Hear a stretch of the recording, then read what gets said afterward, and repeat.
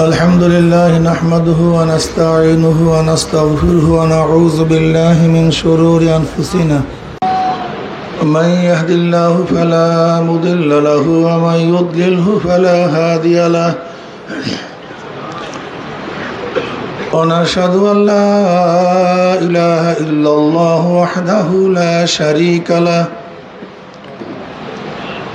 ونشهد أن محمدا عبده ورسوله أما بعد وأعوذ بالله من الشيطان الرجيم بسم الله الرحمن الرحيم يا أيها الذين آمنوا صلوا عليه وسلموا تسليما اللهم صل على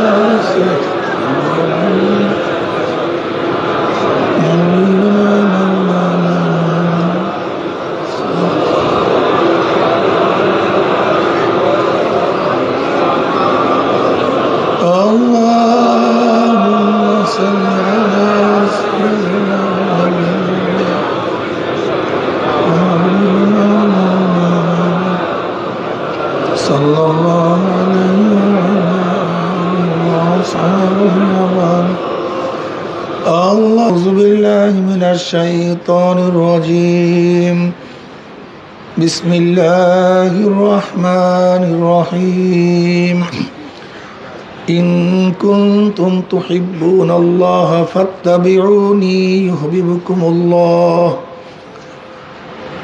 صدق الله مولانا العظيم وصدق رسول النبي الكريم আল্লাহ পাকের বান্দা জনাব মুহাম্মদ রাসূলুল্লাহ সাল্লাল্লাহু আলাইহি ওয়াসাল্লামের উম্মতগণ,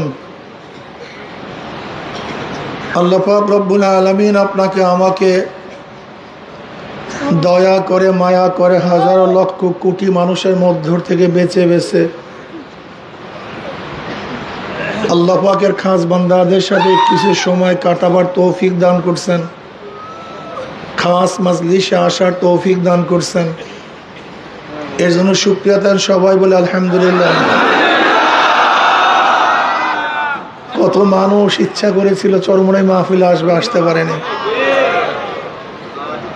কত মানুষ রওনা করছে, বিভিন্ন ঝামেলার কারণে আসতে পারেনি। আবার অনেকের ইচ্ছা ছিল না, তারা মাহফিলে চলে আসছে, কিভাবে আসছে নিজেও জানে না। আল্লাহ পাক কালামে পাকের মধ্যে বল ফরমান আফালা তাতাফাক্কারুন, তুমি কি চিন্তা করো না তোমার সাথী আসতে পারে না, তুমি আসছো কিভাবে? তোমার এত ঝামেলা, তারপরে তোমাকে কোনো ঝামেলায় বাধা সৃষ্টি করতে পারে নাই। আর তোমার আর এক পীর ভাই কোনো ঝামেলা ছিল না, তারপরে সে আসতে পারে নাই। আফালা তাতাফাক্কারুন, তোরা কি চিন্তা করোস না? আল্লাহ পাক রব্বুল আলামিন আপনাকে আমাকে আসার তৌফিক দান করছেন। কাজে আল্লাহর কাছে দোয়া করেন, মাওলা হে, যেহেতু আসার তৌফিক দান করছো, হেদায়েত থেকে মাহরুম করিও না। হেদায়েতের মালা পরাইয়া দিও।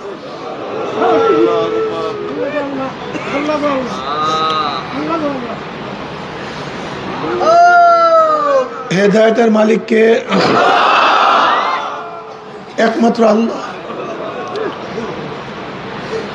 হেদায়েত সবচেয়ে দামি নিয়ামত, এর চেয়ে বড় দামি নিয়ামত কিছু নেই। এর জন্য হেদায়েত আল্লাহ পাক নিজের কাছে রাখছেন, যেন বান্দা কার কাছে হেদায়েত তালাশ না করে, একমাত্র আল্লাহর কাছেই যেন হেদায়েত চায়। আল্লাহ পাক কি চান? আল্লাহ পাকের কাছে হেদায়েত চাইবে, আল্লাহ পাক হেদায়েতের মালাটা পরায় দেবে। যেহেতু আল্লাহ পাক নিয়ে আসছেন, মনে মনে খুব অন্তর সাথে লাগা।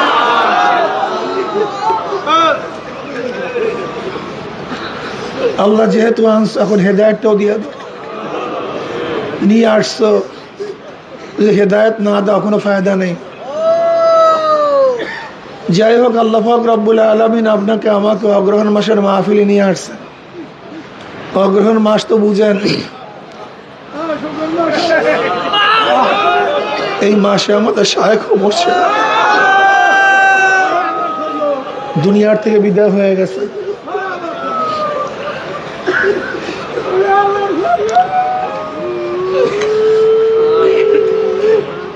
এই মাহফিল দাজান রহমতুল্লাহ আলী স্থাপন করেছেন। তিনি দুনিয়াতে নাই, শায়েখ রহমতুল্লাহ আলাই গোটা দুনিয়ার মধ্যে তরিকাকে পরিচিত করেছেন। তিনিও আজকে দুনিয়াতে নাই। শায়েখ রহমতুল্লাহ আলাই সাত সন্তানকে খাদিম হিসাবে আব্বাজান রহমতুল্লাহ আলাই ঘোষণা করেছেন। আমাদের মতো অযোগ্য নালায়েকরা মোটামুটি ভাবে কাজ করতেছে, যদিও যোগ্যতা বলতে কিছু নেই। দাদে হকরা কাবিলিয়াত শর্তে নিস্ত, বলকে শর্তে কাবিলিয়াত দাদে উস্ত। আমার মাওলা তো এত কুদরাতওয়ালা, এত শক্তিওয়ালা, এত ক্ষমতাওয়ালা, তিনি মরা গাছেও ফুল ফুটাতে পারেন, আবার জেতা গাছে ফুল নাও দিতে পারেন। আল্লাহ পাক সাধারণ মানুষ থেকে খেদমত নিতে পারেন, আবার বড় থেকে খেদমত নাও নিতে পারেন। সব কিছু আল্লাহ পাকের ইচ্ছা, সব আমার মাওলা। যাই হোক, চরমনাই ময়দান কি এটা প্রথম বুঝতে হবে। চরমনাই ময়দান একটা ভ্রাম্যমাণ মাদ্রাসা, এইটা একটা ভ্রাম্যমাণ মাদ্রাসা। চরমনাইতে দুইটা মাদ্রাসা, একটা হলো স্থায়ী মাদ্রাসা, একটা হলো ভ্রাম্যমাণ মাদ্রাসা। স্থায়ী মাদ্রাসা সবসময় ছাত্ররা থাকে, ওস্তাদরা সবসময় তালিম দেন, পড়ান, ছাত্ররা পড়ে, সবসময় তদারকির মধ্যে থাকে কোন ছাত্র নামাজ পড়ে নাই, কে নামাজ পড়ছে। অর্থাৎ তরিকা সুলুকের যে কাজটা সেটা মাদ্রাসায় করা হয়। তোমার কেন তাকবীরুল্লাহ ফেল হলো, তুমি কেন জামাতে আসতে পারো নাই, তুমি কেন এই কাজ করছো, এই কাজ কর, তোমার সুন্নাতের খেলাফ কেন, তোমার চুল বড় কেন, তোমার টুপি নাই কেন, তোমার লেবাসের মধ্যে সুন্নাত নাই কেন, তুমি দস্তাখানা বিছানায় কেন, তুমি ঘুমাবার সময় ডাইন কাঁধে শোও নাই কেন, তুমি ঘুমাবার সময় ডাইন কাঁধে শোও নাই কেন, তুমি ডাইন পাও দিয়া মসজিদে ঢোকো নাই কেন, বের হও নাই কেন বাম পাও দিয়া। মসজিদে ঢোকার 5টা আদব, বের হওয়ার 5টা আদব, এইটা তুমি রক্ষা কেন করো নাই। তুমি ইস্তেনখানে এইভাবে ঢুকবা, এইভাবে বের হবো। অর্থাৎ একটা ছেলেকে, ছাত্রকে, ভাই একটু মাইক বাড়ায় দেন, ভিতরের মাইক একটু বাড়ায় দেন হালকা।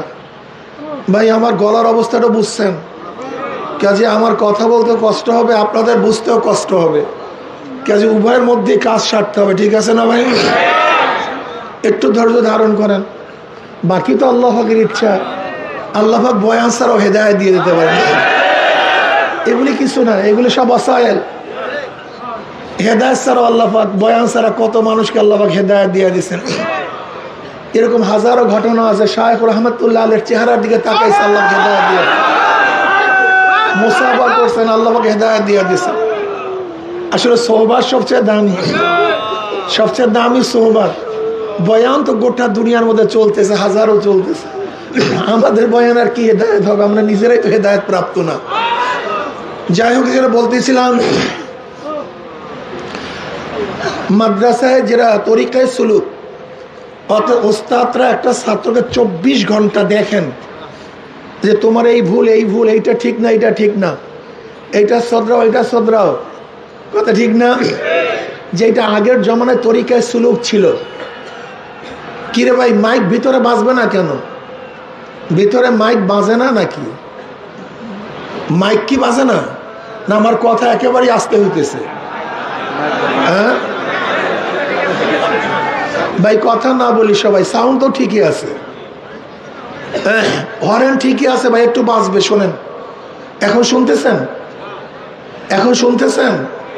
মাশাআল্লাহ, ঠিক আছে, আলহামদুলিল্লাহ। বেশি বাড়াইলে আবার সমস্যা।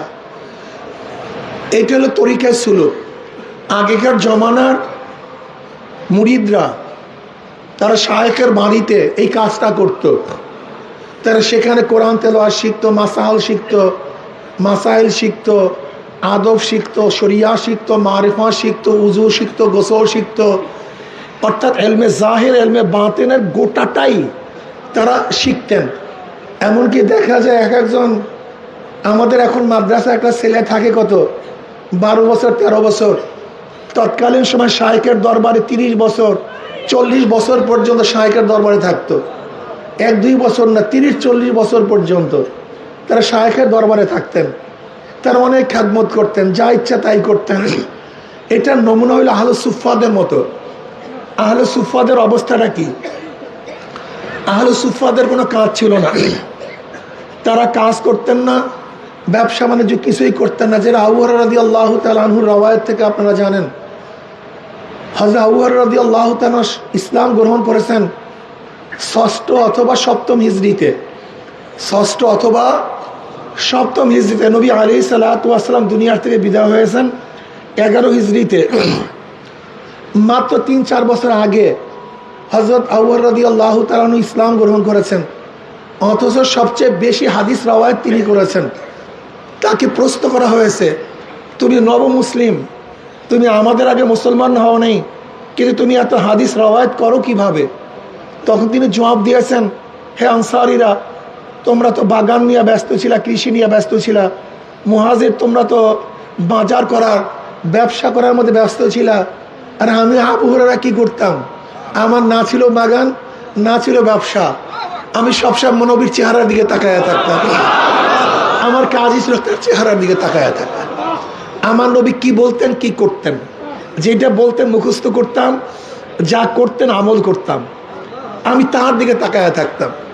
আবু হুরায়রা রাদিয়াল্লাহু তাআলা বললেন, ইয়া নবী আল্লাহ, মনে থাকে না, আপনি যা বলেন মনে থাকে না, ইয়াদ থাকে না, ভুলে যায়। নবী আলাইহিস সালাতু ওয়াস সালাম বলবেন না সাল্লাল্লাহু আলাইহি ওয়াসাল্লাম, ভাই বয়ান তো গোটা বাংলাদেশে সারাদিন করি, এরপর আপনাদের মুখ থেকে সাল্লাল্লাহু আলাইহি ওয়াসাল্লাম কেন বের হবে না আমি জানিই না। এই অভ্যাস কেন হবে না? এই অভ্যাসে পরিণত হওয়া চাই। যখনই নবী আলাইহিস সালাতু নাম শুনবেন অটোমেটিক বের হবে সাল্লাল্লাহু আলাইহি, মনে করতে হবে কেন, এমনি বের হয়ে যাবে, এমনি সাল্লাল্লাহু, এটা বের হয়ে যাবে এমনিতেই। এটাই তো মহাব্বত, এটাই ইশক। কিন্তু আমরা ইশকও বুঝি না, মহাব্বতে বুঝি না। যাই হোক, আবু হুরায়রা রাদিয়াল্লাহু তাআলা বললেন, ইয়া নবী আল্লাহ, মুখস্থ থাকে না, ইয়াদ থাকে না, মনে থাকে না। নবী আলাইহিস সালাতু ওয়াস সালাম চাদর নিলেন, একটা কাপড় নিলেন বা রুমাল নিলেন, রুমালের মধ্যে হাত দিলেন, বলে আবু হুরায়রা বুকের মধ্যে লাগাও। নবী আলাইহিস সালাতু ওয়াস সালাম সরদার দো আলম আলাইহিস সালাতু হাতের স্পর্শকৃত কাপড় যখন বুকের মধ্যে লাগাইলেন, তিনি বললেন, এরপরের থেকে আমি কোনোদিন আর ভুলতাম না, যা শুনতাম সেইটাই ইয়াদ হয়ে যেত। অন্য রওয়ায়াতের মধ্যে নবী আলাইহিস সালাম সিনার মধ্যে হাত দিলেন, হাত দিয়ে স্পর্শ করলেন, এরপর আর তিনি ভুলতেন না। এই যে দেখেন, নবী আলাইহিস সালাতু ওয়াস সালাম হাত দিয়ে স্পর্শ করছেন, রুমালের মধ্যে হাত দিয়েছেন, লাগাইছেন। যদি এখন আধুনিক যারা ইসলাম বিশ্বাস করে, আধুনিক ইসলাম আছে না, এরা মনে করবে এটা আবার কি, এবার আবার কি, বা এটা কি, কি কথা ঠিক না? আধুনিক ইসলাম আর নবী আলাইহিস সালাতু ইসলামের মধ্যে আসমান জমিন পার্থক্য। আধুনিক ইসলামের মধ্যে আধুনিকতা, আর নবী আলাইহিস সালাতু ইসলামের মধ্যে মোহাব্বত এবং ইশক ভরা। আধুনিক ইসলাম এটা হলো স্বাদ ছাড়া কোনো জিনিস যেরকম খাওয়া হয়, যার মধ্যে কোনো স্বাদ নেই, মজা নেই, কি কথা ঠিক না, ছোলা চাপানো হয়। আর নবী আলাইহিস সালাতু ওয়াস সালামের ইসলামের মধ্যে কি আছে? আকলও আছে, মুহাব্বতও আছে, কি কথা ঠিক না? আকলও আছে, মুহাব্বতও আছে। আধুনিক ইসলামের মুহাব্বত নেই, শুধু আকল, শুধু জ্ঞান, মুহাব্বত নেই। যাই হোক, এই যে স্পর্শ করা, হাতে ছাপ দেয়া, নবী আলাইহিস সালাতু ওয়াস সালামের কাছে বাচ্চাদেরকে নিয়ে আসতেন, ফামাসা রাসাহু ফাদাআ লাহু, বুখারীর মধ্যে রওয়ায়াত আছে, নবী আলাইহিস সালাতু মাথা স্পর্শ করতেন, দোয়া করতেন। পীর মুরিদের মধ্যে এটা দেখা যায়, কথা ঠিক না? এগুলি কিন্তু আধুনিক ইসলামের মধ্যে দেখা যায় না। এগুলি দেখবেন যারা পীর মুরিদি করে তাদের মধ্যে এরকম দেখা যায় ফুক দেওয়া।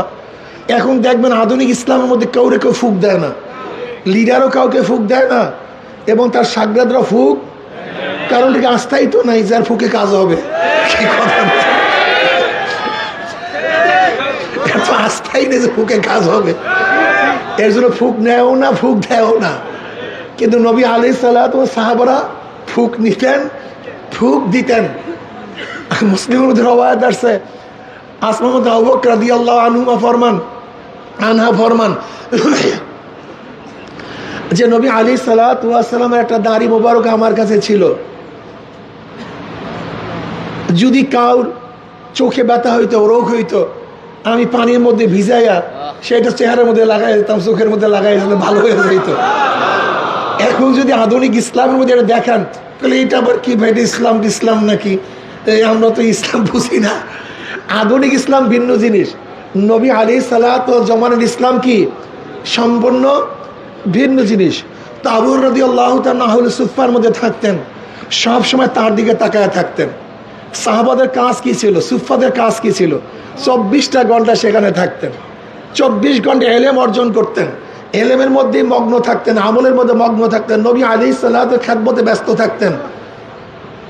এরা কি যে কষ্ট করতেন তার কোনো শেষ নেই, কোনো সীমা নেই। কেমন কষ্ট করতেন? আবু হুরায়রা রাদিয়াল্লাহু তাআলা ফরমান, আমার একদিন ক্ষুধা, এমন ক্ষুধা, এত ক্ষুধা লাগছে, বের হইতে পারি না, সহ্য করতে পারি না।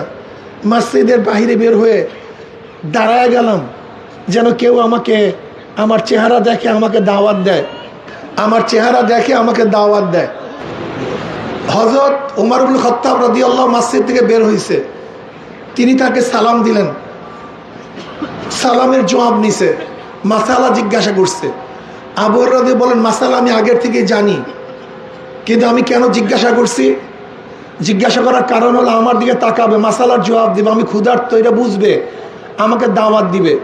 কিন্তু সালামের জবাব নিছেন, মাসালার উত্তর দিছে, কিন্তু আমাকে দাওয়াত দেন নেই। আমি বুঝছি ওমরের ঘরেও কিছু নেই। এরপরে আবু বকর রাদিয়াল্লাহু বের হয়েছে, আমি তাকে সালাম দিলাম, একই উদ্দেশ্যে মাসালা জিজ্ঞাসা করলাম, সে আমার সালামের জবাব দিছে, মাসালার উত্তর দিছে, কিন্তু আমাকে দাওয়াত দেয় নেই। এরপর সরদার দু আলম আলাইহিস সালাতু ওয়াস সালাম বের হয়েছে, আমি তাকে সালাম দিলাম, আমার চেহারার দিকে তাকাইয়ে বুঝতে পারছে ক্ষুধার্ত, আমার চেহারার দিকে তাকাইয়ে বুঝতে পারছে আমি অনেক বেশি ক্ষুধার্ত। সে ঘরে আওয়াজ করছে, ঘরে কিছু আছে খাওয়ার মতো? ঘরের থেকে জবাব আসছে, এক পেয়ালা দুধ, এর বাইরে কিছু নেই। আবু হুরায়রা রাদিয়াল্লাহু তাআলা আনহু এই কথা শোনার পরে দেখে এক পেয়ালা দুধ, নবী আমাকে বললেন, আবু হুরায়রা সবাইকে দাওয়াত দাও। আমি চিন্তা করলাম, এক পেয়ালা দুধ, আমরা 70 জন, প্রায় সুফফার মধ্যে কত, প্রায় 70 জন, এক পেয়ালা দুধ সবাইকে দাওয়াত দিছে। তা আমি যদি সবাইকে বন্টন করি তাহলে আমার পেটের অবস্থা কি? আমি যেই ক্ষুধার্ত সেই ক্ষুধার্ত। কিন্তু নবীর হুকুম না মানিয়া কোনো উপায় নেই। আমরা তো এখন আমাদের হুকুম মানি না, ওস্তাদের হুকুম মানি না, পীরের হুকুম মানি না, কিন্তু সালেকদের জন্য শর্ত হলো পীরের হুকুম মানা। আপনার বুঝে আসুক অথবা নাই আসুক, যদি শরীয়তের খেলাফ না হয়, শরীয়তের খেলাফ না হয়, অবশ্যই আপনাকে হুকুম মানতে হবে, এইটাই জরুরি। নবী আলাইহিস সালাত হুকুম করছেন, না মানি উপায় নেই। আমি সবাইকে দাওয়াত দিছি, সবাই ক্ষুধার্ত, কাউরি খানা ছিল না। নবীর ঘরে দাওয়াত সাল্লাল্লাহু আলাইহি ওয়াসাল্লাম, সবাই আনন্দ চিত্তে খাইতে বসছে, সবাই লান দিয়া বসছে। নবী আলাইহিস সালাতু ওয়াস সালাম আমার ধারণা অনুযায়ী আমাকে বলছে, আবু হুরায়রা সবাইকে বন্টন করো। আমি বন্টন করা শুরু করলাম। এক পেয়ালা দুধ 70 জন কাকে দেব? প্রথম একজনকে নিয়ে গেছি, খাও তুমি। ওই পেয়ালার থেকে ওই ব্যক্তি দুধ পান করছে, আল্লাহর কসম সেই পেয়ালার থেকে এক ফোঁটা দুধও কমে নেই। আমি দ্বিতীয় ব্যক্তির কাছে নিয়ে গেছি, সেও সেখান থেকে পেট পুড়িয়া দুধ পান করছে, এক ফোঁটা দুধও কমে নেই। এরকম করতে করতে 70 জন সবাইকে দুধ পান করাইলাম, কিন্তু যেরকম দুধ সেইভাবেই দুধ রয়ে গেছে, দুধ মোটেও কমে নেই। এরপর নবী আলাইহিস সালাতু ওয়াস সালাম আমাকে বলেন, আবু হুরায়রা পান করো। আমি পান করলাম, পেট পুড়ায় ফেলাইলাম, পেয়ালা ফেরত দিলাম। নবী আলাইহিস সালাতু ওয়াস সালাম আমাকে ফেরত দিয়ে বলেন, আবু হুরায়রা আবারও পান করো। বলি, ইয়া নবী আল্লাহ, পেট পুড়িয়ে গেছে, আর নাই তো জায়গা। বলে, আবারও পান করো। আমি আবারও পান করলাম, ফেরত দিলাম। বলে, আবারও পান করো। বলে, জায়গা না। বলে, আবারও পান করো। আমি পান করলাম। বুখারীর মধ্যে রওয়ায়াত আছে, আবু হুরায়রা আমার পেট উঁচা হয়ে গেছে দুধ পান করতে, কিন্তু আল্লাহর কসম সেই দুধের মধ্য থেকে এক ফোঁটা দুধও কমে নাই। এরপর নবী আলাইহিস সালাত দুধ আমি পেয়ালা ফেরত দিলাম, এরপর নবী পান করছেন। এখান থেকে শিক্ষা হলো আগে সাগরেদকে খাওয়াতে হয়, কথা ঠিক না? তারপর নেতায় খাইতে হয়। কিন্তু আমরা উল্টা হয়ে গেছি, কথা বুঝাতে পারি না। আগে আমরা খাই, তারপর সাগরেদকে খাওয়াই। এর নেতৃত্বের খেলাফ, এ নেতা হতে পারবে না। নেতার মূল দায়িত্ব হলো আগে তার ড্রাইভার খাইছে কিনা, তার অধীনস্থ গোলাম খাইছে কিনা, তার যার অধীনস্থ দারোয়ান আছে তারা খাইছে কিনা, এটা খবর নেই। এটা একজন নেতার খুবই দায়িত্ব। অথচ দেখবেন আমাদের নেতাদের অবস্থাটা কি, তুই মরে মর, তুই না খাইয়া থাক, আমি সামনে খাইলে খাইলাম, বাস। এটা নেতার গুণ না। নবী আলাইহিস সালাতু ওয়াস সালাম প্রত্যেকটা জায়গায় নেতৃত্ব কিভাবে দিতে হয় সে শিক্ষা দিয়েছেন। নবী আলাইহিস সালাম আগে কাকে খাওয়াইছেন? তার সাগরেদকে খাওয়াইছেন, এরপর নিজে পান করছেন। এখানে আর একটা জিনিস বিষয়, সবাইকে নিয়ে খাইছেন। আর বর্তমান ব্রিটিশ ল হলো এই যে অফিসার থাকবে তার কাছেও কেউ বসতে পারে। মনে হয় যেন বিশাল এক ডাকাত, যেন কেউ কাছে চাইতে ভয় পায়। অথচ নবী আলাইহিস সালাত চরিত্র কি ছিল? বাহির থেকে কেউ যখন আসতো কেউ বুঝতেই পারতো না কে নবী আর কে সাগরেদ, কে নবী কে সাহাবি। এরকমই তো হওয়া উচিত ভাই, এরকমই হওয়া উচিত। হ্যাঁ, অথচ আমরা যদি একটু নেতৃত্ব পাই তখন নিজেকে মানুষ মনে করি না, জানোয়ার মনে করি। মানুষ আমাকে ভয় পায়, তোমাকে ভয় পায় কেন? পাগলা কুকুরকে মানুষ ভয় পায়, তোমাকে ভয় পাবে কেন? মানুষ সাপকে ভয় খায়, তোমাকে ভয় পাবে কেন? মানুষ হিংস্র প্রাণীকে ভয় পায়, তোমাকে ভয় পাবে। হ্যাঁ, তোমাকে ভয় পাবে যেরকম সন্তান বাবাকে শ্রদ্ধার ভয় পায়, সেই ভয় তোমাকে পাবে। কি কথা ঠিক না? যেরকম সন্তান মাকে ভয় পায় সেই ভয় তোমাকে পাবে, যেরকম ছাত্র উস্তাদকে ভয় পায় সেই ভয় তোমাকে পাবে। কিন্তু উকরিমার রসুল মাখাফাতা শাররিহি ইজাতুকিজাল ফায়ু দুআলান ওয়াল আমানাতু মাগনামান ওয়াজ যাকাতু মাগরামান ওয়া তুআল্লিমুল গায়রিদ্দিন ওয়া আতার রাসূল ইমরাতাহু আক্কা উম্মাহু আদনা সাদিকাহু আকসা আবাহু ওয়া যাহারাতুল আসওয়াত ওয়া ফিল মাসাজিদ ওয়া সাদাল কবিলাতা ফাসিকুম ওয়া কানা যাইমুল কওমি আরজুলাহুম ওয়া উকরিমার রসুল মাখাফাতা শাররিহি ওয়া যাহারাত আসওয়াতুল মাসা ওয়া যাহারাত কায়ানাতু বিমাআজিব ওয়া শুরুল খুমুর ওয়া লান আখিরু হাযিল উম্মাত আউওয়ালাহা ফালিয়ারতাব ইনদা যালিকা রিহান হামরা ওয়া সালসালাতান ওয়া খাসফান ওয়া মাসকান ওয়া কসমান ওয়া আয়াতান তাতাবাকা নিজামিন কুতিয়া সিলকু ফাতাদাবা। তিরমিজির মধ্যে রওয়ায়াত আসছে। আজকে মানুষকে কেন ভয় করি? আবু হুরায়রা রাদিয়াল্লাহু তাআলা রওয়ায়াত আসছে, ইজাতুকিজাল ফায়ু দুআলান, যখন মানুষ মালে ফায়কে এটা লুটের মাল মনে করবে, অথচ এটার মধ্যে শরিয়াতের বন্টনের হক আছে, নিয়ম আছে, সেটা মানবে না। কথাটা বুঝাতে পারি নাই? যখন গনিমতের মালকে নিজের মাল মনে করবে, যখন মানুষ জাকাতকে আমানতকে গনিমতের মাল মনে করবে, আমানতের মালকে গনিমতের মাল করবে, আমানত খেয়ানত করবে, আমানতকে মানুষ রক্ষা করবে না। আজকে সরকারি দলের লোক আমানতকে রক্ষা করে না।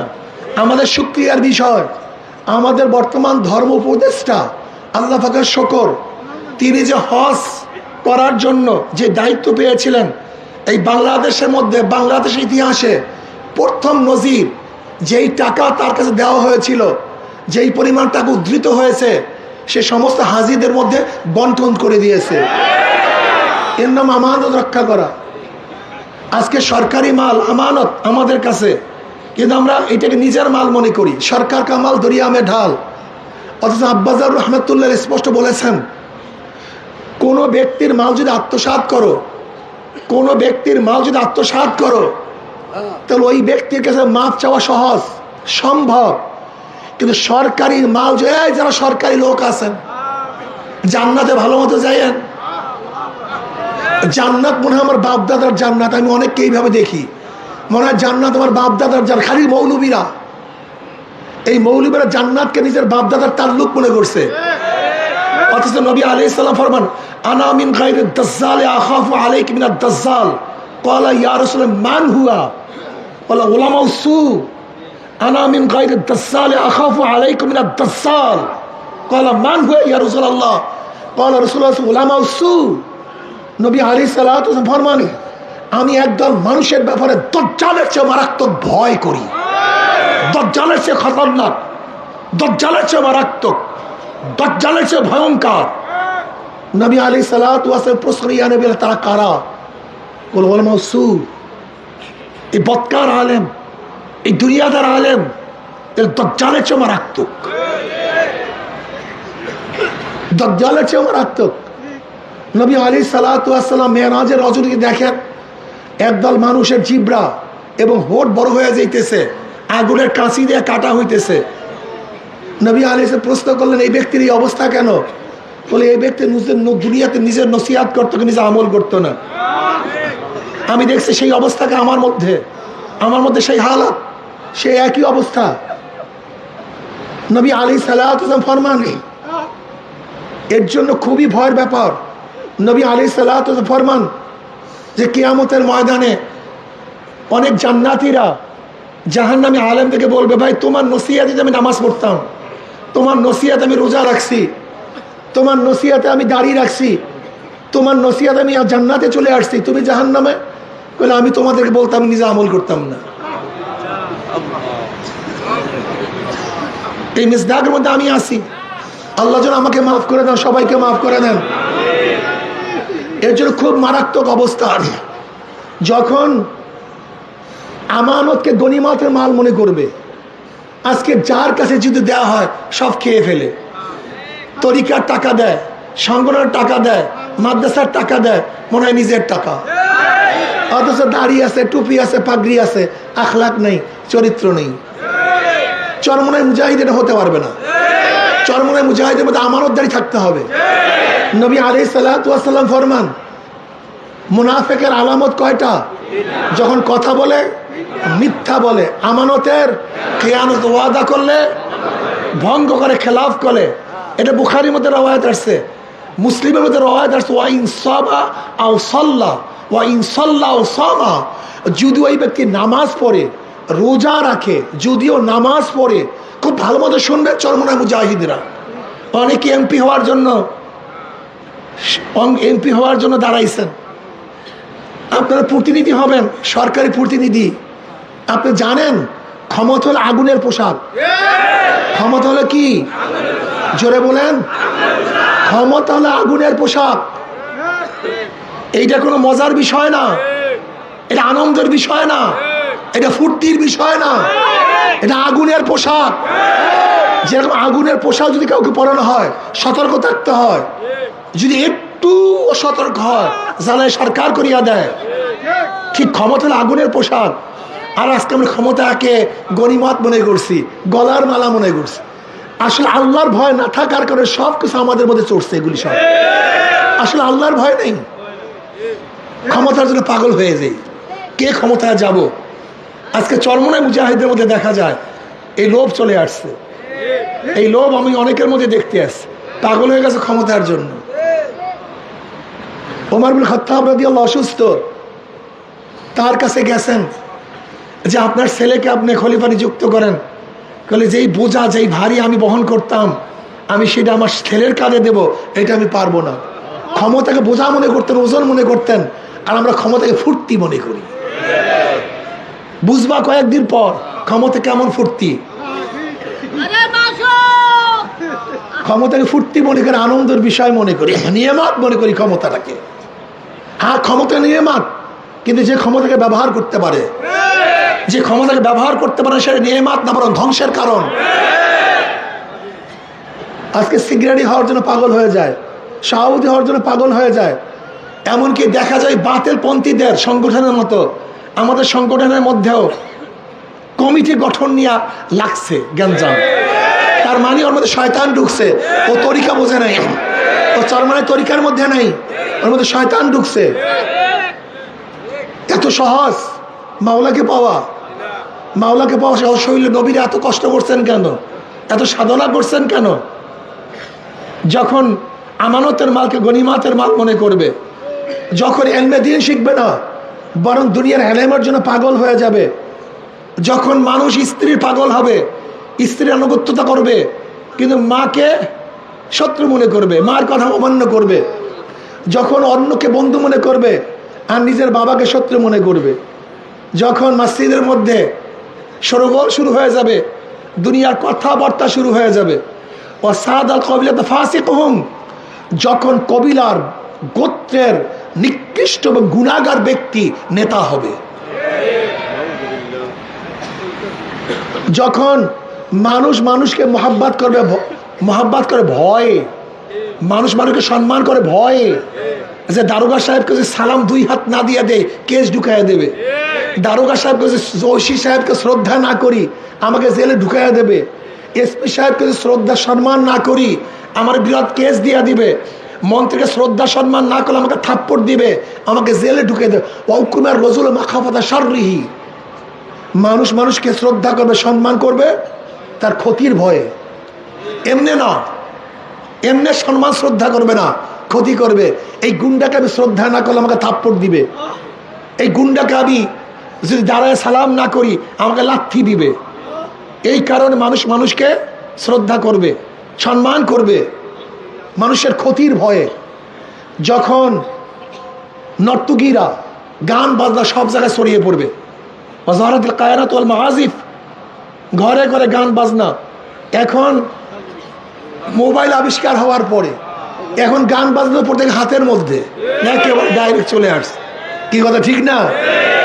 আল্লাহ, যখন শরাব নেশা মানুষ আম করে ফেলবে, এখন দেখেন দোকানের নিচে হাত দিলেই গড়ি পাওয়া যায়, গাঁজা পাওয়া যায়, শরাব পাওয়া যায়, নেশা পাওয়া যায়। যখন শরাব নেশার সয়লাভ হয়ে যাবে, যখন বর্তমান জমানার লোক আগেকার জমানার লোকেরা গালি দিবে, ওরা কিছুই বুঝতো না। যেরকম সাহাবাদেরকে আমরা মনে করি এরা তো দুনিয়া সম্পর্কে কিছুই বোঝে না। দেখবেন একদল লোক এখন আছে যারা আমাদেরকে বলে ওরা দুনিয়া সম্পর্কে কিছু বোঝে না। এরকম লোক আছে কি নাই?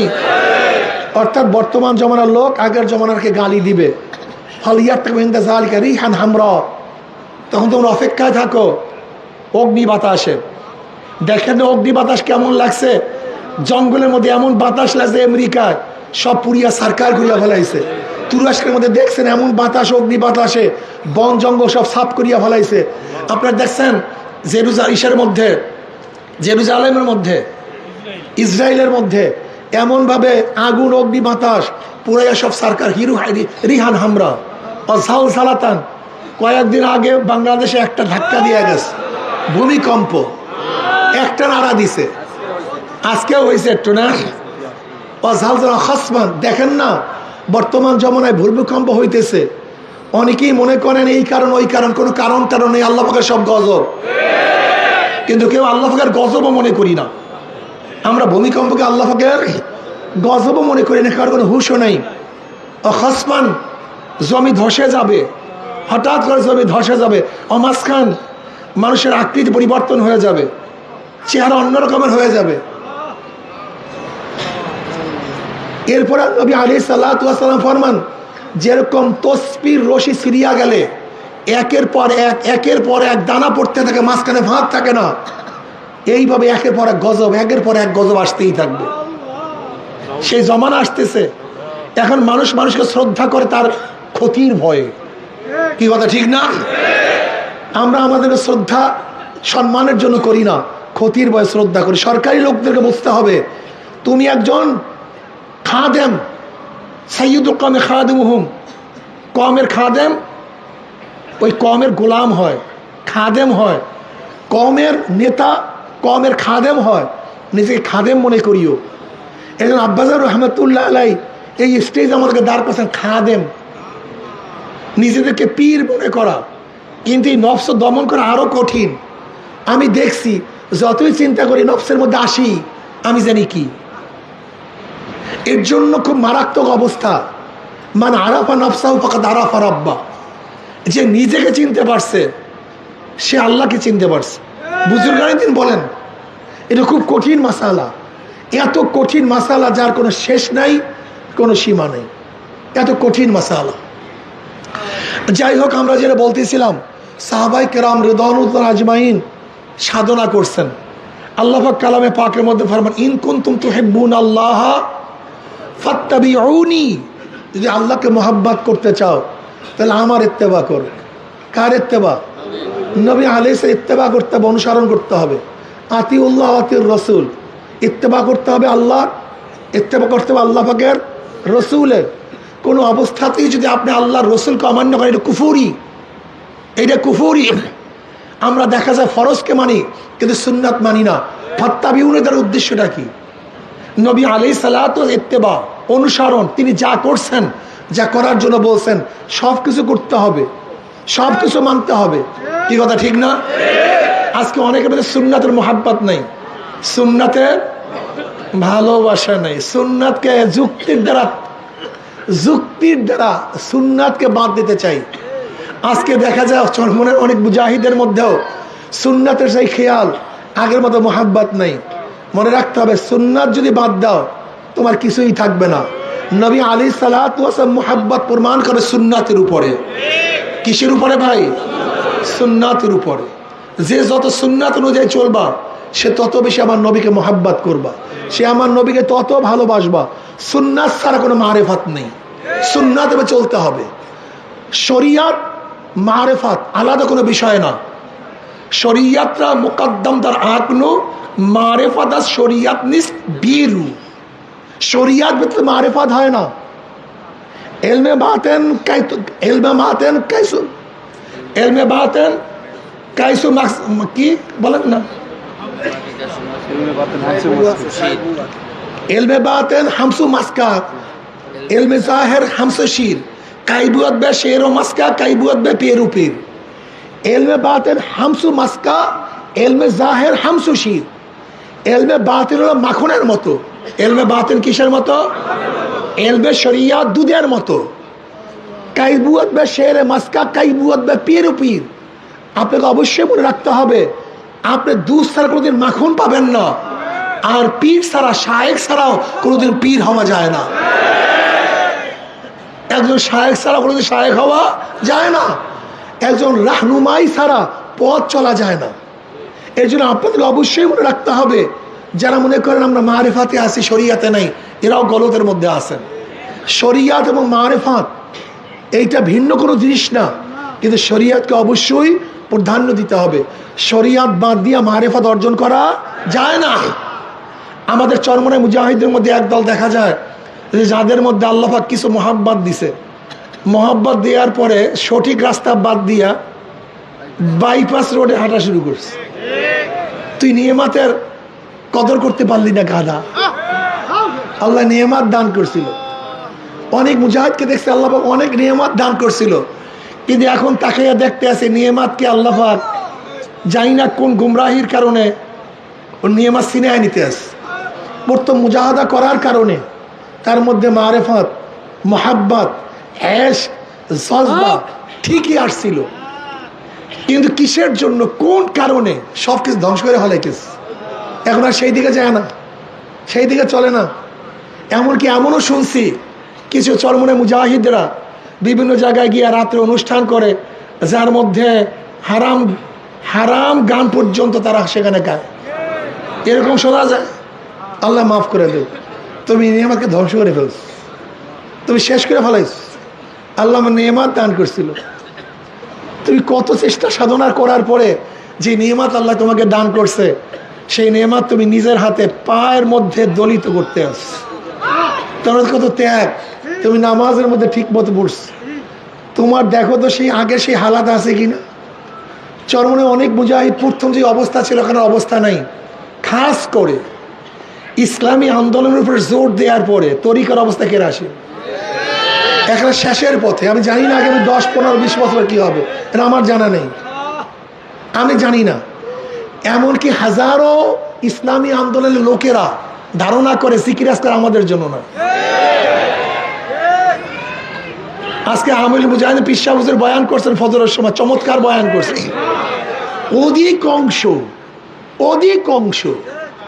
অধিকাংশ ইসলামী আন্দোলনের লোকেরা এখন আর মাহফিলে যায় না, ওই মফাসলের মাহফিলগুলো যায় না, এবং জিকির আজকার তো প্রশ্নই আসে না।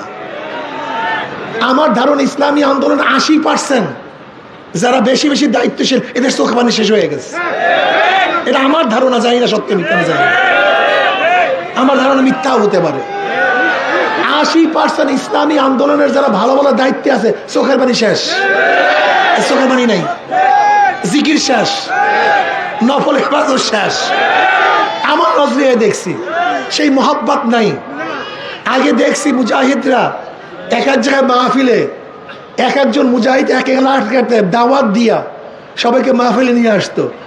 এখন একা কোনো রকম আসে, কোন লোক দাওয়াতও দেয় না। সে জজবা নাই, তো সে জজবা শেষ হয়ে গেছে, সেই জজবা নাই। এইটা কি ইসলামী আন্দোলন? ইসলামী আন্দোলন করা হয়েছে তোমাকে হাকিকত থেকে দূরে রাখার জন্য। তুমি কোন দিকে যাইতেছো? ছাত্র আন্দোলন মনে করে এটা আমাদের কাজ না, যুব আন্দোলন কাজ করে তরিকা আমাদের কাজ না, শ্রমিক আন্দোলন মনে করে এটা আমাদের কাজ না। তাই মুজাহিদদের এটা কাজ হবে কেন? এদের ঠাট্টা পড়ছে কিসে? এদের পাগড়ি আটকেছে কেন? এদের এই কাজটা হবে কেন? তাজকিয়া নফস কি শুধু যারা মুরিদ হবে তাদের? তা তুমি কি হইছো? তুমি মনে রাখিও, মূল যদি ধ্বংস হয়ে যায় শাখা কোনোদিন টিকতে পারে না। এই কথা লিখিয়া রাখো, ভালো মতো লেখো। যেখান থেকে চরমোনায় শুরু, সেই মূল যদি নষ্ট করে ফেলো, এই শাখা টিকবে না। চরমোনায় মুজাহিদরা যুক্তির মাধ্যমে, বহুত বড় আইলের মাধ্যমে লোকদেরকে দাওয়াত দেয় নাই, মোহাব্বত এবং ইশকের মাধ্যমে মানুষকে দাওয়াত দিছে। আমার জানা মতে হাজারো গেটের দারোয়ান মালিককে দাওয়াত দেওয়ার কারণে দাওয়াত কবুল হয়ে গেছে। হাজারো ড্রাইভার মালিককে দাওয়াত দেওয়ার কারণে দাওয়াত কবুল হয়ে গেছে। আর তোমার মতো আমার মতো বহুত আলেমরাও দাওয়াত দেওয়ার কারণে কোনো দাওয়াত কবুল হয়নি। এর কারণটা কি? আপনারা জানেন কাদিসিয়ার যুদ্ধ, কাদিসির যুদ্ধ ভয়াবহ যুদ্ধ হয়েছিল মুসলমানদের সাথে। ওমর ইবনে খাত্তাব রাদিয়াল্লাহু জামানায় মশওয়ারা হয়েছিল যে ওমর ইবনে খাত্তাব রাদিয়াল্লাহু তাআলা আনহুকে নেতৃত্ব দিয়ে পাঠাবেন, কিন্তু আবার মশওয়ারা হয়েছে না, ওমর ইবনে খাত্তাব রাদিয়াল্লাহু তো মদিনায় থাকবেন। সাদ বিন আবি ওয়াক্কাস রাদিয়াল্লাহু তাআলা আনহুকে নেতৃত্ব দেওয়ার জন্য সবাই পরামর্শ করলেন, সবাই খুশি হয়েছেন। সাদ বিন আবি ওয়াক্কাস রাদিয়াল্লাহু তাআলা নেতৃত্ব দিলেন। ওমর ইবনে খাত্তাব রাদিয়াল্লাহু, নসিহতগুলো কিয়ামত পর্যন্ত মনে রাখবেন। আমি এখন কয়েকটা কথা বলবো, কিয়ামত পর্যন্ত মনে লাগার মতো কথা। আজকে এমনি তো বুঝেন গলার অবস্থা খারাপ, এর জন্য সুর টুর দিয়ে বেশি বয়ান করতে পারবো না। আমি কয়েকটা কথা বলে খুব ভালো মতো শোনেন। সাদ বিন আবি ওয়াক্কাস রাদিয়াল্লাহু তাআলা ওমর ইবনে খাত্তাব রাদিয়াল্লাহু ডাকলেন, ডাকিয়ে বলেন, সাদ শোনো, তুমি নবীর মামা, এই চিন্তা করিও না। তুমি সাহাবী, এই চিন্তা করিও না। এরপর কি নসিহত করলেন? আল্লাহর সাথে আমাদের সম্পর্ক আত্মীয়তার সম্পর্ক না, আল্লাহর সাথে আমাদের সম্পর্ক বংশের সম্পর্ক না, আল্লাহর সাথে আমাদের সম্পর্ক বন্দিগির সম্পর্ক। এটা সবচেয়ে কঠিন কথা। আল্লাহর সাথে আমাদের সম্পর্ক বন্দিগির সম্পর্ক, বংশের না।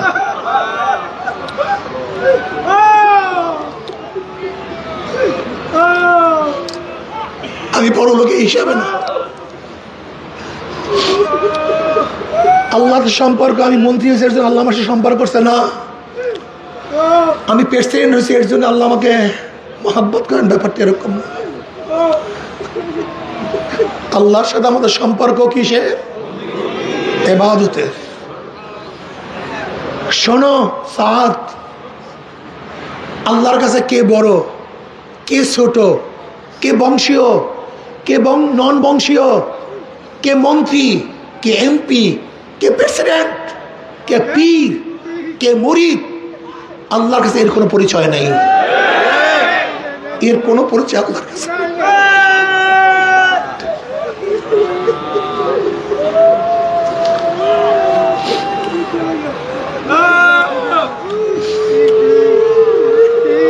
সাত, সবাইকে নেকের দাওয়াত দিবা, তাকওয়া অনুযায়ী চলতে বলবা।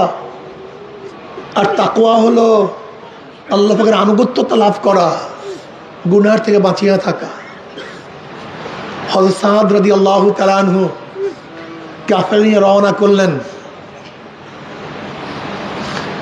তখন তিনি রুস্তুমকে একটা বাণী পাঠাইলেন, ইন্নামাই কওমান ইউহিব্বুনাল মাউতা কামা ইউহিব্বুনাল খামারা। আমার সাথে এমন একটা জাতি নিয়ে আমি আসতেছি যারা মৃত্যুকে এত বেশি পছন্দ করে, যেরকম তোমরা শরাবকে মোহাব্বত করো, তারা মৃত্যুকে সেইভাবে মোহাব্বত করে। মুসলমানরা মৃত্যুকে সবচেয়ে বেশি মোহাব্বত করে। ইন্নামাই কওমান ইউহিব্বুনাল মাউতা, আমার সাথে এমন একটা কওম নিয়ে আসতেছি যারা সবচেয়ে মৃত্যুকে বেশি মহব্বত করে, সেই কওম নিয়ে তোমাদের কাছে আসতেছি। আমাদের সাথে আল্লাহর সম্পর্ক কি ভাই? জোরে বলেন। না তুমি মন্ত্রী, না তুমি এমপি, না তুমি মিনিস্টার, না তুমি কোরাইশি, না তুমি চামার না ঋষি, তুমি চামার না ঋষি,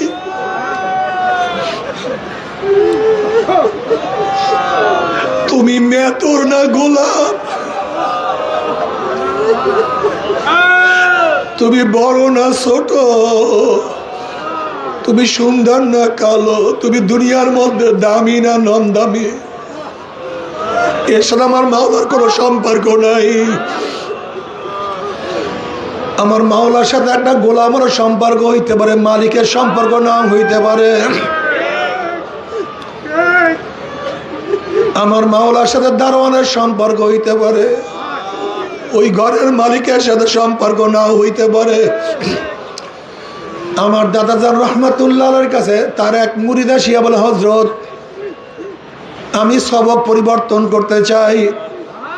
দাদাজান রহমাতুল্লাহ বললেন, তোমার কি আগের সবকে তাসির হয়েছে নাকি?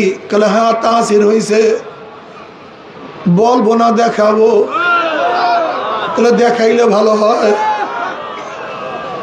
যখন ওই ব্যক্তি পাঁচ জিকির শুরু করছে, যখন শ্বাস টান মারছে, দেখে পশমগুলি উপরের দিকে উঠিয়া গেছে। আবার যখন শ্বাস ছাড়ে, দেখে পশমগুলি ঝাঁত করিয়া নিচের দিকে নামিয়া গেছে।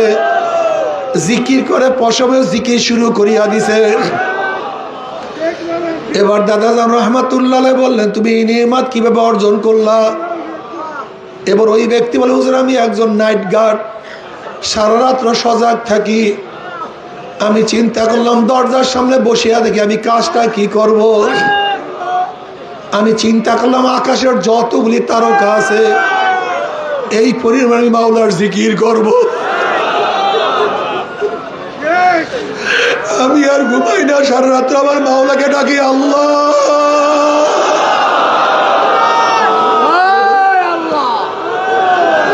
আল্লাহ।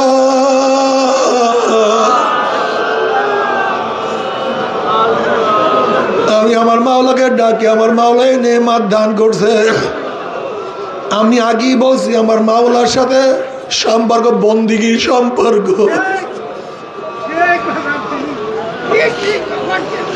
যে যত ইবাদত করবে সে তো আমার মাওলাকে পাবা। দেখো আমরা বারবার একটা কথা বলতে চাই, এখান থেকে ঢাকা আমাদের থেকে অনেক দূরে। কেউ যদি ভাষান্তরে যায়, ঢাকা দূরে না কাছে? ঢাকা কাছে। আবার কেউ যদি চাঁদপুরে যায়, ঢাকা আরো কাছে। কেউ যদি মুন্সিগঞ্জে যায়, ঢাকা আরো কাছে।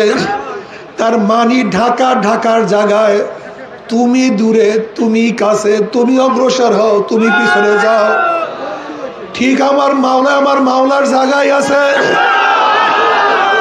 তুমি দূরে আমি। যারা মাওলার দিকে অগ্রসর হয় তারা মাওলার কাছে, আর যারা মাওলার থেকে দূরে তারা মাওলার থেকে দূরে। আল্লাহ আসলে তো মাওলা মাওলার জায়গায় আছে, তুমি দূরে আমি দূরে, অমুকে কাছে অমুকে কাছে।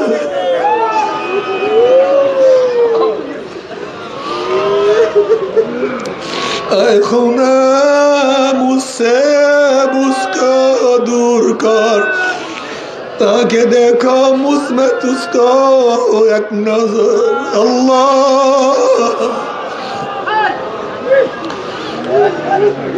আল্লাহ তুই আমাদের সবাইকে মাফ করিয়া দাও। দেখো আমার মাওলা পাক কি বলেন, ওয়াহুয়া মাআকুম আইনা মা কুনতুম নাহনু আকরাবু ইলাইহি মিন হাবলিল ওয়ারিদ আমার মাওলা বলে আমি তো তোর সাগর রগের নিকটে, আমি তো তোর সার রগের সে নিকটে। তার মানে আমার মাওলা তো মাওলার জায়গায় আছে, আমার মাওলা তো আমার কাছে আছে, কিন্তু আমি তো মাওলার থেকে অনেক দূরে চলে গেছি। আল্লাহ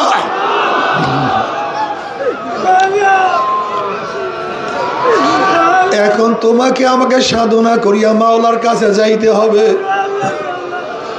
ইমাম গাজালি রহমতুল্লাহ আলাইহি ফরমান, মাওলার মধ্যে বন্দার মধ্যে ৭০,০০০ নূরের পর্দার ব্যবধান। এক একটা পর্দা অতিক্রম করতে ৫০০ বছরের সময় লাগে। এবার ইমাম গাজালি রহমতুল্লাহ আলাইহি বলেন, আমার মাওলা যাকে কবুল করে, আমার মাওলা যাকে পছন্দ করে, ১ সেকেন্ডের মধ্যে ৭০,০০০ নূরের পর্দা ভেদ করিয়া আমার মাওলা বন্দাকে কাছে ডাকিয়া নেয়। আল্লাহ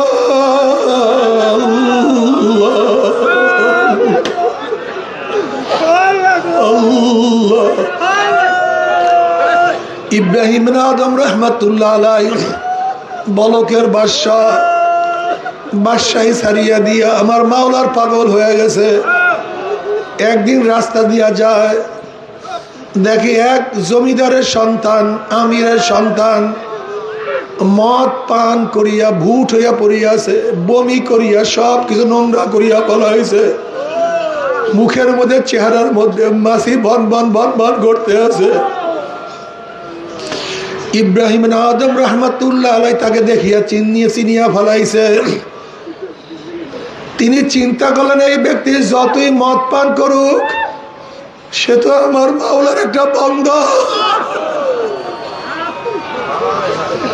ও তো আমার মাওলার একটা বান্দা।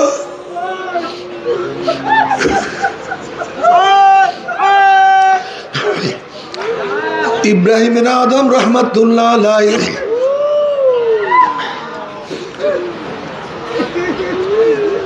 ওই মদ করের চেহারাকে সুন্দর মতো ধোয়া দিলেন, পানি দিয়া ধোয়া দিলেন, আল্লাহর কাছে দোয়া করলেন, আল্লাহ কবুল করলেন। যখনই ওই ব্যক্তি মুখ খুললো, চেহারা খুললো, দেখি ইব্রাহিম আদম রহমতুল্লাহ আলাইহি তার সামনে তার চেহারা ধোয়া দিছে। ওই ব্যক্তি বলছে, হুজুর আমার মতো একজন মদখোর কে আপনি এত স্নেহ করছে, এত আদর করছে, আপনি আমাকে ঘৃণা করেন নাই। আমি আজকের থেকে তওবা করলাম, আর কোনোদিন মদ পান করব না, আর কোনোদিন মদে চুমুক দেব না। আমাকে তওবা করান, আমাকে বয়াত করান। ওই ব্যক্তি খালেস তওবা করছে, মাওলার কাছে মাপ চাইছে, মাওলা মাফ করিয়া দাও, ক্ষমা করিয়া দাও। আমার মাওলা তওবা কবুল করছে।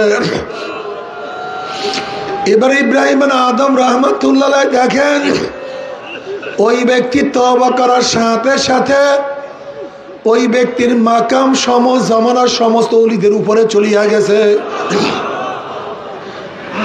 এবার ইব্রাহিম আদম রহমতুল্লাহ আলাইহি মাওলার কাছে বললেন, মাওলা এই ব্যক্তি এই মাত্র তওবা করছে, কিন্তু তার মাকামকে এত উঁচা উঠাইছো কিভাবে? এবার আল্লাহ পাক জবাব দিলেন, ইব্রাহিম তুমি তোমার হাত দিয়ে আমার বন্দার চেহারাকে মুছাইয়া দিছো, তুমি আমার হাত আমার গোলাম হিসেবে আমার বন্দাকে ঘৃণা করো নাই। ওর সাথে আমার ঈমানের সম্পর্ক ছিল, আমাকে বিশ্বাস করতো। তুমি আমার জন্য তোমার বাসায় ছাড়িয়া দিছ, আমার জন্য সব কিছু ত্যাগ করিয়া ফেলাইছ। যেহেতু তুমি তোমার হাত দিয়ে ওর চেহারা মুছাইয়া দিছ, আমি মাওলার কুদরতি হাত দিয়ে ওর কলবকে ধোয়াইয়া ফেলাইছি।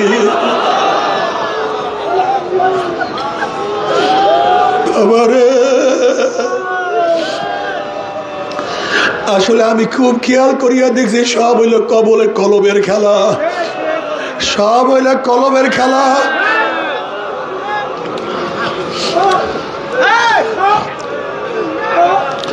আল্লাহ আল্লাহ। আব্দুল্লাহ ইবনে মুবারক রাহমাতুল্লাহ আলাইহি বহুত বড় মুহাদ্দিস ছিলেন, হাফিজুল হাদিস ছিলেন, বহুত বড় বুজুর্গ ছিলেন। আব্দুল্লাহ ইবনে মুবারক রাহমাতুল্লাহ ইমাম বুখারীর উস্তাদ ছিলেন, ইমাম আযমের শাগির্দ ছিলেন। এই আব্দুল্লাহ ইবনে মুবারক রাহমাতুল্লাহ আলাইহি ইন্তেকালের পরে তার এক শাগির্দ স্বপ্ন দেখে যে আব্দুল্লাহ ইবনে মুবারকের উপরেও এক কামারের মর্যাদা হয়ে গেছে, আগে জান্নাতে চলিয়া গেছে, উনি আশ্চর্য হয়ে গেছেন। জমানার বহুত বড় ইমাম, বহুত বড় বুজুর্গ, তার চেয়েও কামারের মর্যাদা কিভাবে বেশি হইতে পারে? ওই ব্যক্তি ঘুমের থেকে জাগ্রত হওয়ার পরে কামার স্ত্রীর কাছে গেছে,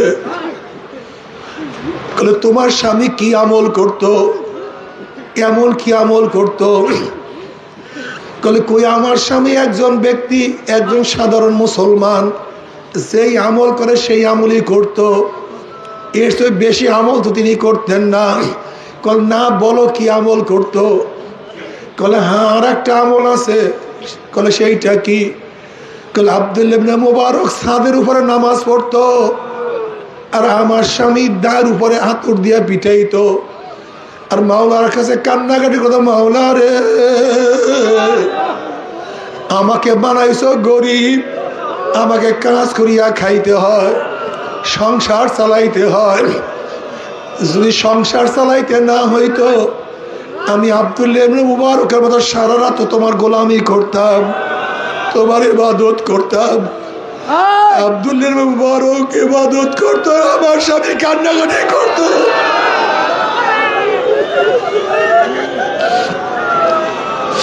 আমার স্বামী আফসোস করতো, আর কিছু না,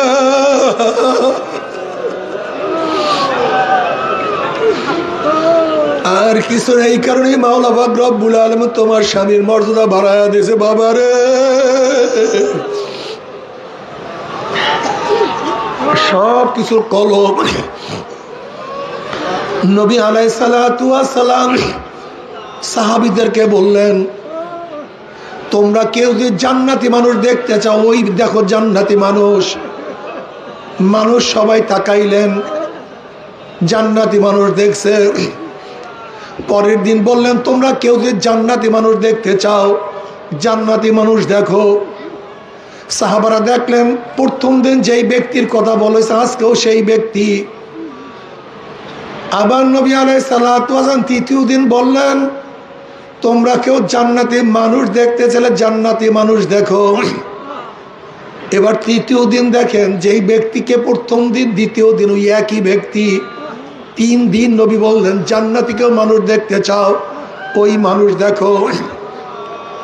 এক সাহাবী চিন্তা করলেন, এই ব্যক্তি এমন কি আমল করে যে নবী আলাইহিস সালাতু ওয়াস সালাম 3 দিন পর্যন্ত একজনকে বারবার জান্নাতি মানুষ বলছে।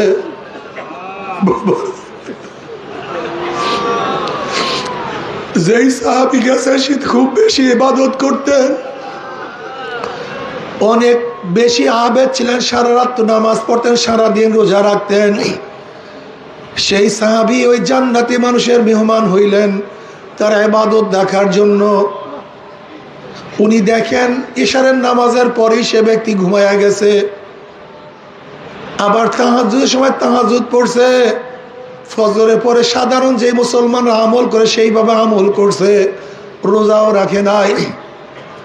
অর্থাৎ একজন সাধারণ মুসলমান যেই পরিমাণ আমল করে, ফরজ, ওয়াজিব, সুন্নত, মুস্তাহাব, মুস্তাহসান, এর বেশি ইবাদত করে নাই। ওই ব্যক্তি চিন্তা করছে মনে হয় আজকে ইবাদত করার সুযোগ পায় নাই, আগামীকাল করবে। দ্বিতীয় দিন দেখি একই প্রথম দিনের মতো সাধারণ মানুষ যে ইবাদত করছে, ইবাদত এর বেশি না। উনি চিন্তা করলেন আজকে মনে হয় পারে নাই, তৃতীয় দিন মনে হয় ইবাদত করবে। তৃতীয় দিন দেখি একই প্রথম এবং দ্বিতীয় দিনের মতো স্বাভাবিক ইবাদত, বেশি ইবাদত করে নাই। এবার তৃতীয় দিন ওই ব্যক্তি বলছে, ভাই আমি আপনার কাছে মেহমান হয়েছি, অন্য কোনো নিয়াতে না, একটা জিনিস জানার জন্য। নবী আলাইহিস সালাতু ওয়াস সালামকে পর পর 3 দিন জান্নাতের সুসংবাদ দিছে। আপনি জান্নাতি, কোনো সন্দেহ নেই আপনি জান্নাতি। আমি আপনার আমল দেখার জন্য 3 দিন আপনার সাথে কাটাইছি, আপনি এমন কি আমল করেন? কই যেরকম একজন সাধারণ মানুষ ইবাদত করে আপনি সেইভাবে ইবাদত করলেন, বেশি ইবাদত করলেন না। এর চেয়ে কোনো আমল বেশি আছে কি না? না ভাই, এর চেয়ে বেশি আমার আমল নাই। ওই ব্যক্তি আশ্চর্য হয়ে ফিরে যাইতে আছে। কিছুক্ষণ যাওয়ার পরে ওই ব্যক্তি ডাক দিছে, ভাই এদিকে আসো, আমার আর একটা আমল আছে। কলে কি? কলে আমার কলবটা পরিষ্কার, এই কলবের মধ্যে বিদ্বেষ নাই, হিংসা নাই, কিবের নাই, আমার কলবটা পরিষ্কার। বলে আর কিছু না, আর কিছু না।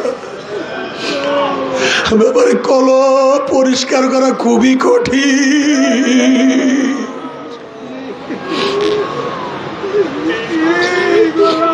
কি যে কঠিন! এই দরিয়ায় ঝাঁপ দেওয়ার আগে বুঝবার এই দরিয়া কত কঠিন। এই দরিয়ার নদীর তোর কত মারাত্মক, কত মারাত্মক তোর, কত মারাত্মক তোর। এই দরিয়ার মধ্যে ঝাঁপ দেওয়ার আগে বোঝা সম্ভব না। আসলে আমাদের কলবটা পরিষ্কার না, আমাদের চেহারা পরিষ্কার, আমাদের শরীর পরিষ্কার, আমাদের টুপি পরিষ্কার, আমাদের দাড়ি সফেদ, আমাদের জামা পরিষ্কার, পাগড়ি পরিষ্কার, বিছানা পরিষ্কার। কিন্তু কাল্লা বাল রানা,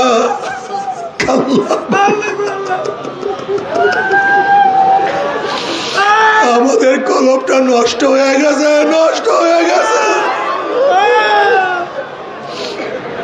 কাল্লা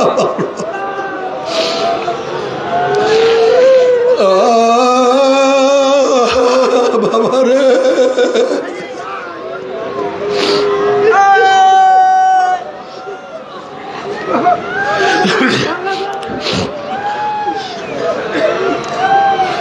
কলব পরিষ্কার করো খুব কঠিন। বাবারে তোমার আমার হালাত হলো এই, আমি জান্নাতে যাব না যাইবে কে? এইটা হলো তোমার আমার হালাত। আর হাসান বসরি রহমাতুল্লাহ আলাই জলিল কদর তাবি, ওমর ইবনে খাত্তাব রাদিয়াল্লাহু তাআলা যার তাহনিক করাইছে, আসমা রাদিয়াল্লাহু আনহার ঘরে যিনি লালিত পালিত হইছে, হাসান বসরি রহমাতুল্লাহ আলাইহির সম্পর্কে সবাই জানো। এই হাসান বসরি রহমাতুল্লাহ আলাইহি একদিন বলেন, নবী আলাইহিস সালাতু ওয়াস সালাম বলছেন, জাহান্নাম থেকে 1000 বছর পরে এক ব্যক্তিকে বের করা হবে। জাহান্নাম থেকে 1000 বছর পরে এক ব্যক্তিকে বের করা হবে। হাসান বসরি রহমাতুল্লাহ আলাইহি বলেন, ওই ব্যক্তি যে আমি হাসান হইতাম তাহলে আমার খোশ নসিব, আমার খোশ নসিব, আমার চিরজীবন জাহান্নামে থাকতে হইতো না। হাসান বসরি রহমাতুল্লাহ আলাইহি যদি নিজেকে এই অবস্থা মনে করে, জানি না তোমার আমার উপায় কি, আমি জানি না।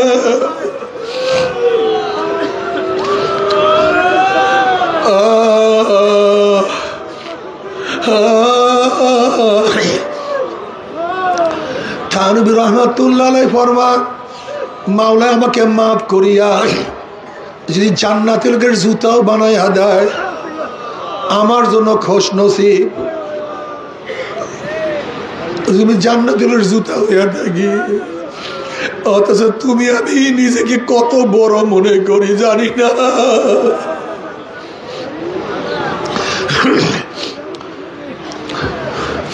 সব সময় কলিজাটারে কলবটাকে ভাঙ্গিয়া ফেলাইও,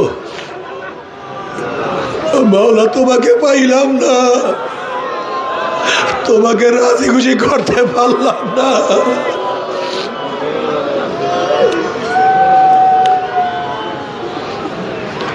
সব সময় নিজের গুনার কথা স্মরণ করিও। ইয়া আইয়ুহাল মুযনিবুল মুসিযারাইমুহু লা তানসা যানবাহু ওয়াজকুর মা সালাফা। এ চরম গুনাহগার, এ চরম পর্যায়ে গুনাহগার, গুনার কথা ভুলিও না। মরার আগে মাওলার কাছে তওবা করিয়া মরিও।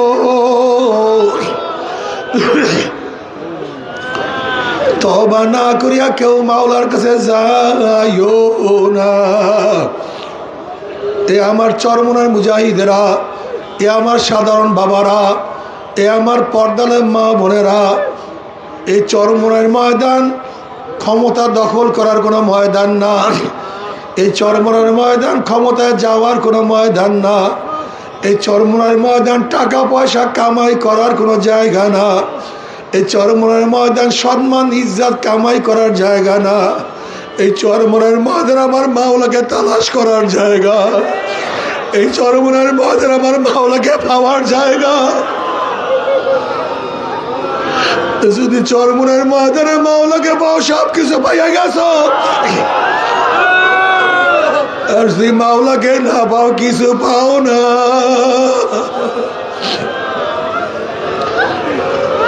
কিছু পাও না। আল্লাহ এর জন্য কলবকে সব সময় মাওলার দিকে ঝুঁকায় রাখিও।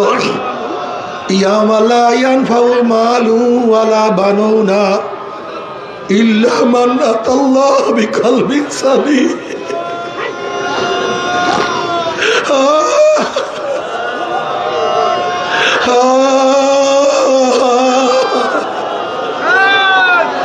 আল্লাহ কলবকে পরিষ্কার করিয়া দাও। তোমার নিজের পবিত্র কুদরতি হাতের দ্বারা কলবটাকে পরিষ্কার করিয়া দাও। তোমার কুদরতি হাতের দ্বারা কলবটাকে পরিষ্কার করিয়া দাও। চোখের পানি শুকাইও না,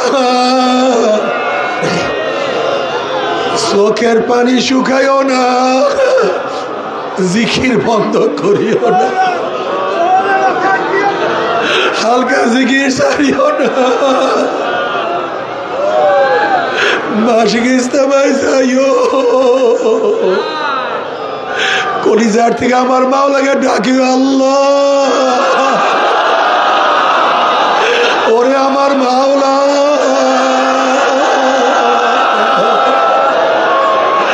আমার মাওলা,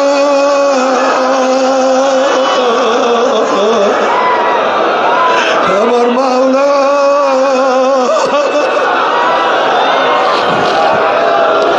ওরে কলম দিয়ে আমার মাওলাকে ডাক দিলে আমার মাওলা সারা না দিয়া পারে না।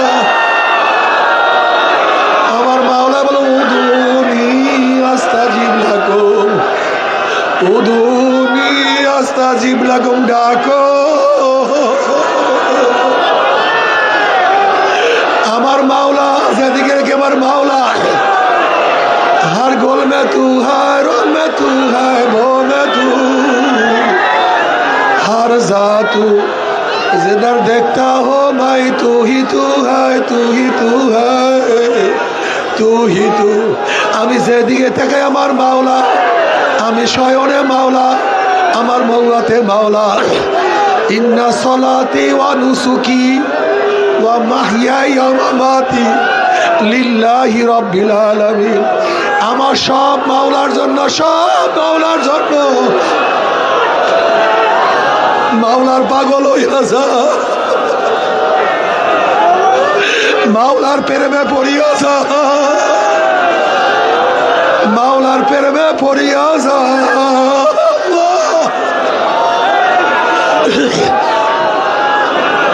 এশকে আসল আস্ত কুসু বরফরুক, এশকে আসল আস্ত কুসু বরফরুক, हर के जुज़मा शुके बाकी जुमला शोर। মাওলার মোহাব্বতের আগুন কলিজার মধ্যে লাগাইয়া দাও। মাওলার ইশকের আগুন কলিজার মধ্যে লাগাইয়া দে, মাওলার ইশক মোহাব্বতের আগুন লাগাইয়া দে। মাওলা আমি তোমাকে চাই, তোমাকে চাই। आए खुदा मुझसे मुझको दूर कर, आए खुदा मुझसे मुझको दूर कर, आए खुदा मुझसे मुझको दूर कर, ताकि देखो मुझमें तुझको एक अल्लाह।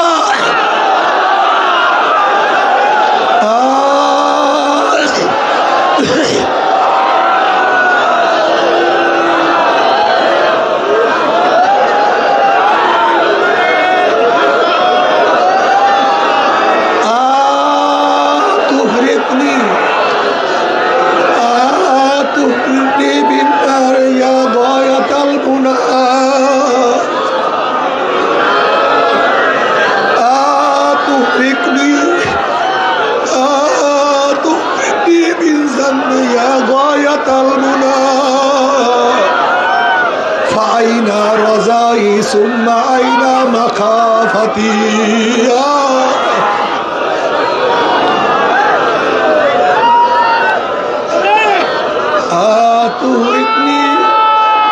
أتغرقني بالنار يا غاية المنى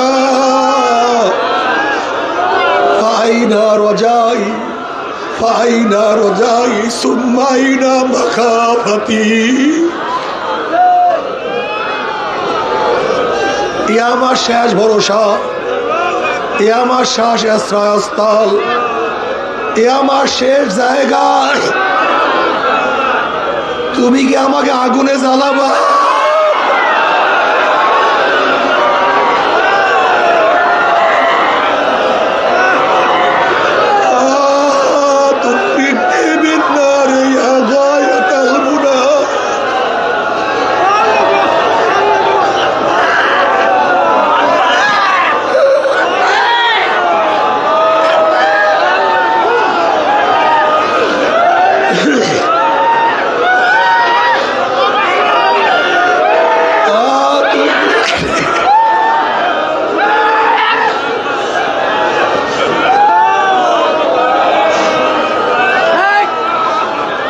تغرقني بالنار يا غاية المنى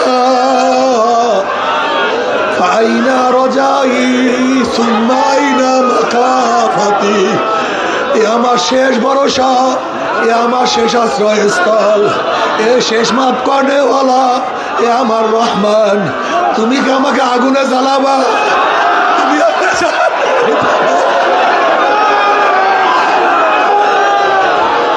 যদি আমাকে জাহান্নামে দাও, তাহলে আমি তোমার আশা করছিলাম সেইটার কি হবে?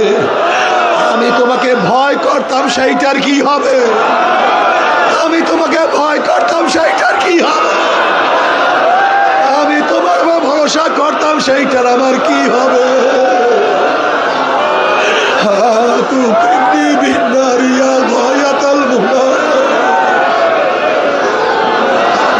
ফাইনা রজাই ফাইনা মাখা, তুমি আমার আগুনে জ্বালাবা, তুমি আমাকে জ্বালাবে।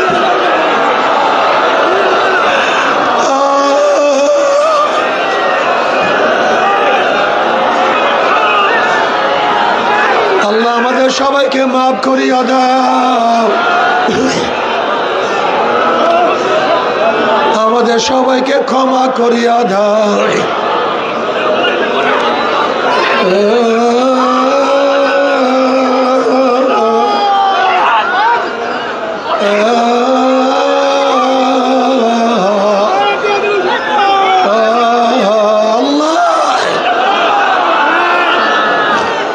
আল্লাহ তোমার ইশক এবং মুহাব্বতের মধ্যে ডুবাইয়া দাও, তোমার ভালোবাসার দরিয়ার মধ্যে ডুবাইয়া দাও, তোমার ডুবাইয়া দাও।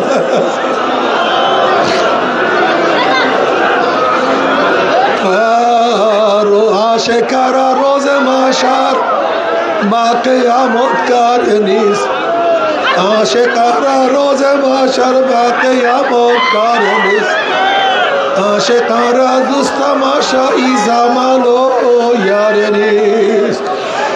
আল্লাহ কিয়ামতের মাঠে তোমার সাথে পাগলামি করতে চাই, তোমাকে দেখার জন্য পাগলামি করতে চাই, তোমার ভালোবাসার মধ্যে গরক হইয়া যাইতে চাই। নূর আলা নূর, আল্লাহ নূরুস সামাওয়াতি ওয়াল আরদ, সব জায়গা আমার মাওলার নূর, সব জায়গা আমার মাওলার নূর, সব জায়গা আমার মাওলার নূর। নূরুন আলা নূর, নূরুহুম ইয়াসা বাইনা আইদিহিম ওয়া বিআইমানিহিম, নূরুহুম ইয়াসা বাইনা আইদিহিম ওয়া বিআইমানিহিম। ডাইনে নূর, বামে নূর, সামনে নূর, পিছনে নূর।